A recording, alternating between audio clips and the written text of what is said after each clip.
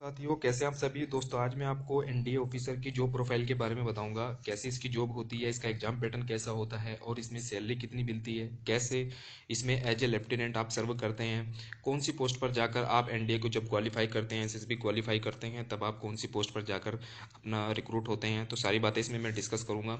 सबसे पहले आप चैनल को सब्सक्राइब कर लीजिए, लाइक कर दीजिए और जितनी भी नोटिफिकेशन होती है आपको तुरंत मिलती रहे, बेल आइकन को भी जरूर दबा लीजिए।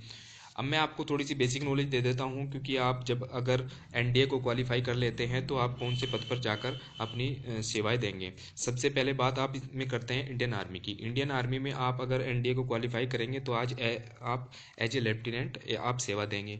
अगर आप इंडियन फोर्स में जब जाते हैं, इंडियन फोर्स में अगर आप एनडीए में रिक्रूट हो जाते हैं तब आप फ्लाइंग ऑफिसर के पद पर आप कार्यरत होंगे। उसके बाद अगर आप इंडियन नेवी में जाते हैं तो सब लेफ्टिनेंट के पद पर आप यहाँ से आपकी स्टेज वाइज स्टेट स्टार्ट हो जाती है। और दूसरी बात, इसमें जब आपका प्रमोशन होता जाएगा तो आपका जो प्रमोशन होते ऐसे ऐसे आपकी रैंक भी बढ़ती जाएगी। तो ये थोड़ी सी मैंने रैंक वाइज आपको बताया है।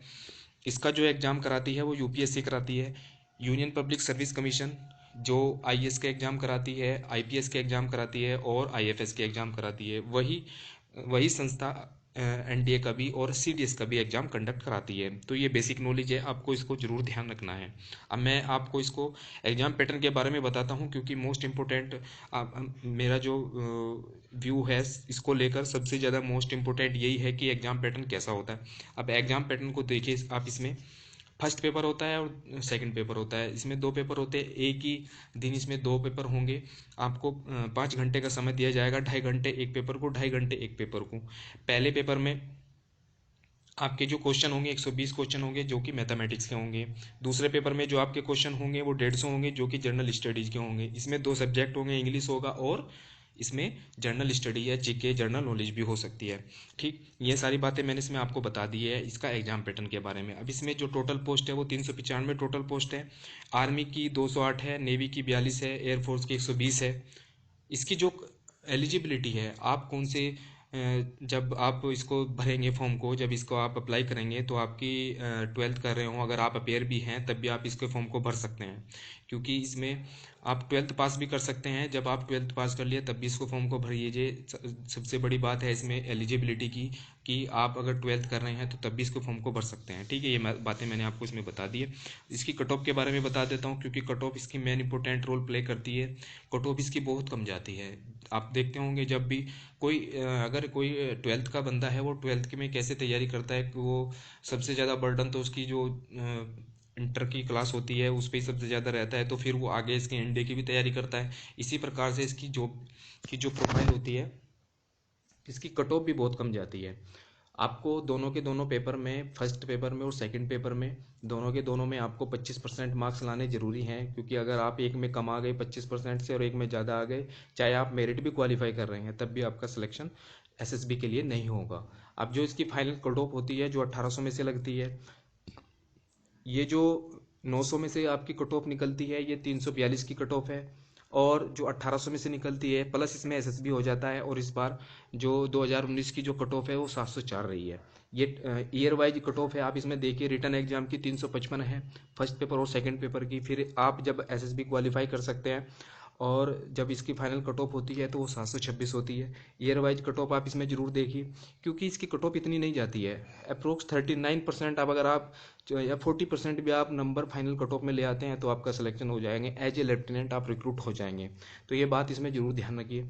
अब इसमें मैं पे लेवल की बात करता हूँ, आपको सैलरी की भी जरूर जानने की उत्सुकता होगी कि किस प्रकार की इसकी सैलरी होती है। सैलरी का इसका जो पे लेवल होता है वो 10 होता है।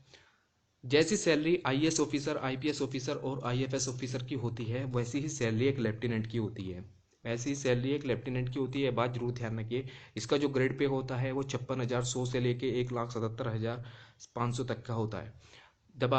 जब आप रिक्रूट होंगे, अगर ये तो मैंने लिया है एयरफोर्स की फ्लाइंग ऑफिसर का, अगर आप इंडियन नेवी में जाते हैं या इंडियन आर्मी में जाते हैं तब भी आपका वही पे लेवल है जो फ्लाइंग ऑफिसर का एज ए ऑफिसर का है। ठीक है, ये बात जरूर ध्यान रखिए। ये बात मैंने आपको ऑलरेडी बता दी है कि किस प्रकार का इसका मैथ का पेपर होगा और किस प्रकार का जनरल एबिलिटी का पेपर होगा। जनरल एबिलिटी के सेकंड पेपर के अंदर दो सेक्शन आते हैं, एक इंग्लिश का, एक जनरल नॉलेज का। जनरल नॉलेज का जो भी पैटर्न होता है, आप मेरे इसमें चैनल को सब्सक्राइब कर लीजिए, क्योंकि इसमें मैं करंट इशू डिस्कस जरूर कराता हूँ। करंट इशू डिस्कस भी बहुत क्वेश्चन पूछे जाते हैं इंडिया के अंदर। करंट में जितने भी टॉपिक होते हैं मैं वो उसमें इस चैनल के माध्यम से आपको कराता रहूँगा। और दूसरी बात, मैं एक मॉडर्न इंडियन हिस्ट्री की सीरीज भी स्टार्ट करने वाला हूँ, जल्द ही आपको नोटिफिकेशन आ जाएगा अगर आप इसके चैनल को सब्सक्राइब करते हैं।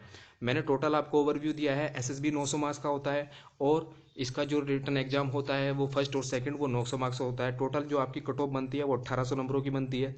1800 नंबर में से आपको जब रिक्रूट होंगे, आपकी जो परसेंटेज है वह लगभग 39% पे रिक्रूट हो जाते हैं, क्योंकि इसकी जो मेरिट होती है वो बहुत कम जाती है। सारी बातें मैंने आपको इसमें बता दी है। जो भी बातें आपकी समझ में आई होगी, आशा करता हूँ जितने भी आपने इसमें मैंने बताया, आपको जॉब सैलरी के बारे में बताया है और आपको इसमें मैंने एग्जाम पैटर्न के बारे में बताया है। आशा करता हूँ आपको ये वीडियो पसंद आया होगा। चैनल को लाइक और सब्सक्राइब करना मत भूलें। जितनी भी नोटिफिकेशन होती है आपको तुरंत मिलती रहे, बेल आइकन को भी जरूर दबा दीजिए। Thank you all of you. मिलते हैं अगली वीडियो में।